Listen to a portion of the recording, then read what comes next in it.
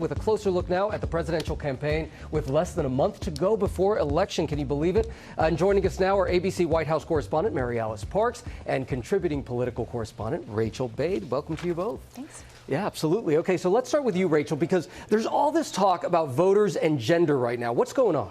Yeah, it's interesting because we've been talking throughout this whole campaign about women hightailing it from Donald Trump because of his temperament, because of abortion, because of J.D. Vance's childless cat ladies comments. And Democrats have been really giddy about this. But in the final days of the election, it turns out that Donald Trump has been very successful wooing young men, and not just conservative men, men who are socially liberal, men who are pro-choice, Latino men, black men. And this has caught the Harris campaign by surprise. And It is surprising, right? It is. And so what he's been doing is trying to sort of gin up these numbers to counter the problem he has with women. And that's why you see Harris on the campaign right now, basically trying to counter that. This is why you see Tim Walz. He's going to be out there pheasant hunting, shooting a bunch of birds on social media to try to reach men. It's why Barack Obama has gone to liberal-leaning Detroit to address black men. But one more point I want to make about this. If this race comes down to boys versus girls, if it's a boys versus girls election, women actually outnumber men, and they vote at historically higher rates. So Harris has that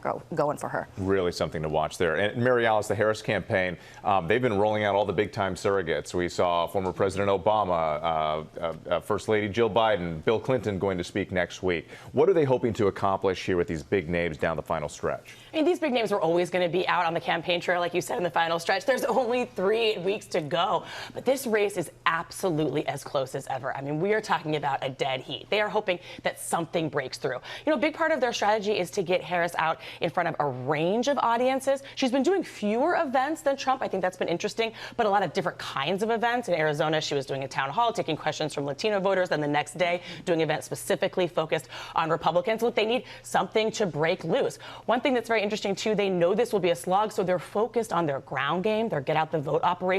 I think one big wild card in all of this, what about North Carolina and Georgia? We know that early in-person voting was supposed to start in North Carolina. I mean, is supposed to start this week. There are some precincts in North Carolina that are still trying to figure out if they need to change their polling sites. How does that impact things? You know, a messaging, of course, she's trying to reach out to moderate Republican voters. Big surprise, there's progressives in the party that are frustrated by that. They think that it's a little bit too much. Good points there. And Rachel, Donald Trump has been focused on crime and immigration. What can we expect from the Trump campaign and these final, it's hard to believe that it's just 3 weeks away, but what can we expect? You know, it's interesting because I'm hearing confidence and even swagger from Republicans who were just criticizing Trump throughout this whole campaign, saying he needs to stay on message. They think he's actually staying on message a lot better than he has, and at the perfect time, right before the election. But you can see this also happening in the polls, you know, with things tightening in places like Michigan and Wisconsin. These are the blue wall states where Harris was supposed to have this sort of firewall. Now it's really close. And a lot of Republicans and Democrats, they keep going back to 2016 and 2020, looking at the numbers for Hillary Clinton and Joe Biden.